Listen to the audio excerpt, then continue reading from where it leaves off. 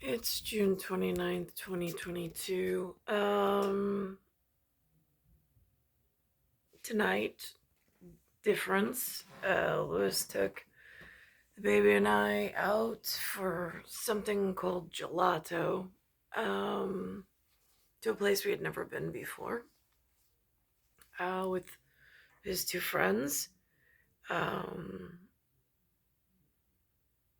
and it was nice to sit there and just take in a new scenery. Um, so that was nice. We then went for a ride around, teaching my son about Queens, I suppose, or just about looking at the different architectures and trying to distinguish between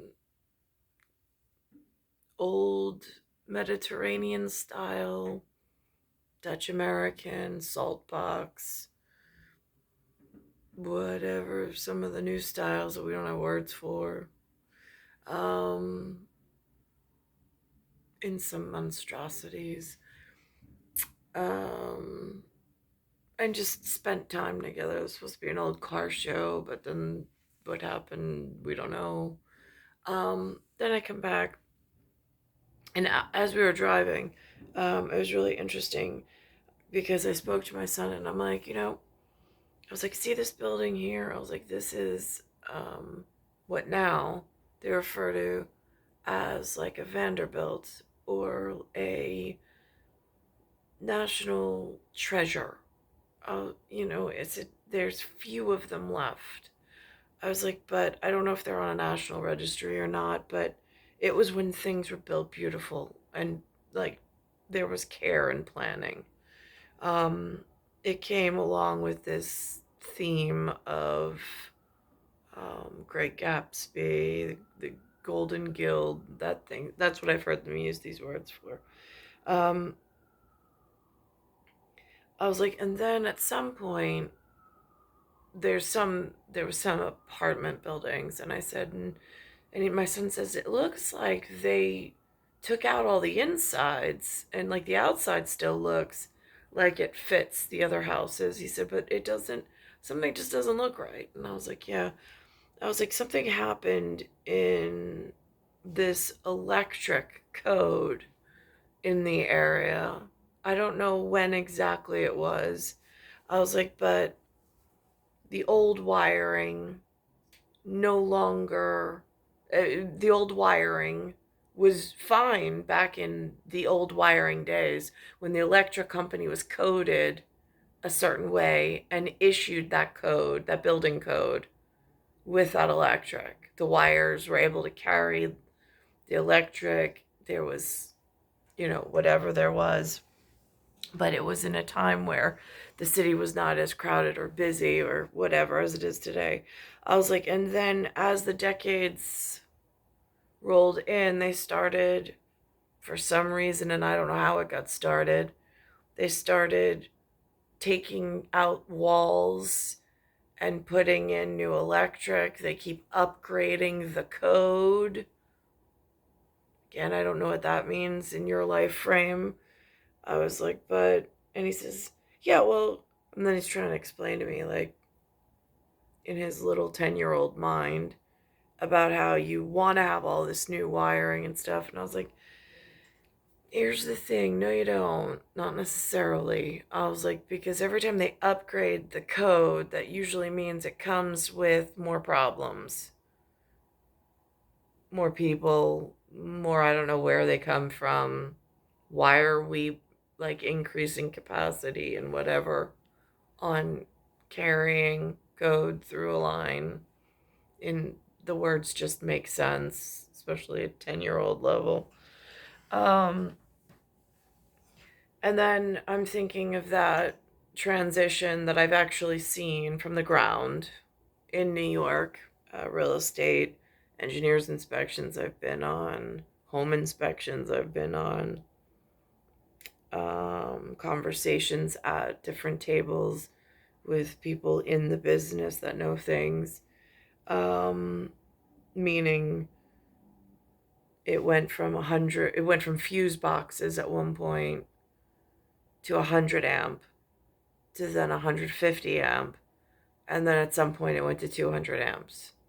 But even in the city with Con Ed, there's like this weird thing where they keep saying it's one thing, and they charged Lin and Lou for whatever, but then other Con Ed people come in and it, like, the stories are just not jiving. So I don't know if this is one of those fictitious fronts where they go around, they scam people and collect money. I don't know if it's just a New York crew, if it's some deposit of migrants from elsewhere that came in for a quick scam. I don't know if they're selling scams in like a list and passing them around in like some paying it forward Ponzi scheme.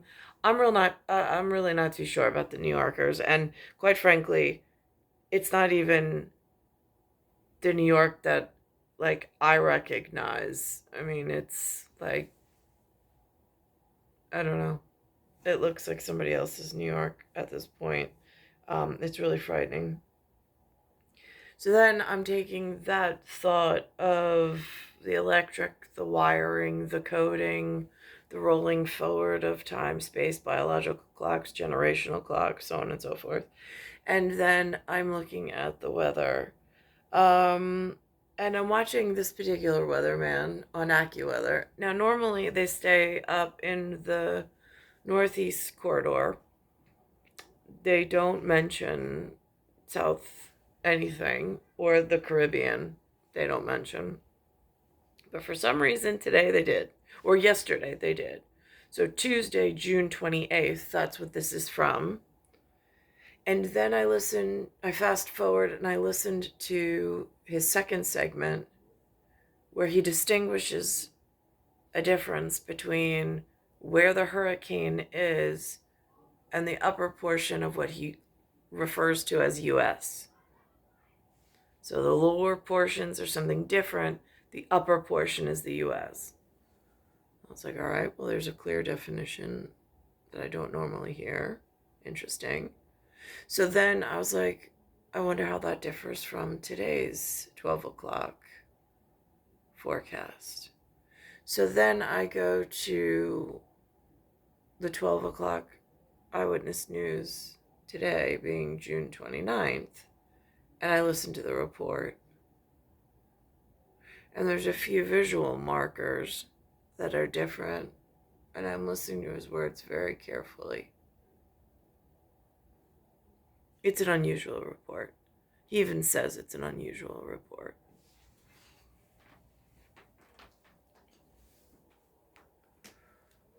Works at about 79 degrees. Belmar's at about 75. Our normal temperature this time of year as a high would be about 82, 83, in that range to 86 around the area, and we're going to stop at about 80 degrees today. I want to show you tropical systems that are developing. We've got a little area chance of development, about 20, 30% right here. We'll watch that. But the National Hurricane Center is watching this very carefully, what they're calling potential tropical cyclone number 2, because as it moves across northern parts of Venezuela, we could have a Category 1 hurricane on its way toward Nicaragua. And very unusual to see something near Barranquilla, Colombia, right there. Also Cartagena, Colombia, as a tropical storm system.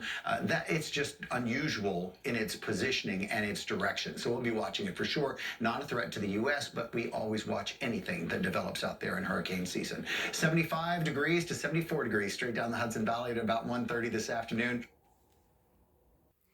Now, this is where it's interesting because this is where he says it's unusual. Valley and across the middle of Long Island. But to get a real system, we've got to go down to the south. And the Hurricane Center is watching a couple areas for potential development. This one's got about a 30% chance in the Gulf, but as it drifts back toward Texas, it's going to soak the Texas coastline. And they're in drought, so they could kind of use that rain, not all at one time. And then we'll watch this low probably develop into a tropical storm. And this is unusual because it's Trinidad and Tobago, not usual the areas for tropical systems to move across. That northern coast of Venezuela, that's unusual as well, to have a tropical system exit near Cartagena, Colombia, and then make its way toward the coast. That's really super unusual. We'll be watching. It could get as high as a Category 1 hurricane in that area. 76, 77 degrees by around 2 o'clock this afternoon. A lot of us are right around there. But by So that was yesterday, June 28th. And then today, it shows three different, lack of a better word, a halo. I mean, it's an arc. It's an arc above three different separate spots. Again, it doesn't talk about pressure. It doesn't talk about any of that. But in my whatever references that I've been cataloging and thinking of and expanding my vocabulary on, I'm like, oh my goodness. In the big wide world of possibilities. This is the one from the 29th. But for right now, it's absolutely beautiful and expected to stay that way. We're going to make this trip down again to the northern part of Venezuela right here. Mention the fact that this just continues at about a 40% chance of tropical development, but it is going to back some very heavy rain into areas of Texas. So we're on the watch for that. But also this system, downgraded just a little bit, still expected to get a name, stays well to the north of Venezuela, stays offshore and to the north of Colombia for the most part. By the way, Aruba and neighboring islands get tropical storm force winds out of this, and that's highly unusual. Then makes a move across Nicaragua and probably maintains tropical storm strength during that time, popping off in toward the Pacific Ocean. This afternoon, we do get into the 80s, and I want you to watch right up here for these clouds that are. Now I'm going to end on this. I don't know where those halos went. Maybe they were in a later, like 4 o'clock hour. But it says here with this UV index that it's at a 9 and it's very high. I don't know what this means. Dock and plantain and grasses. I don't know what that means.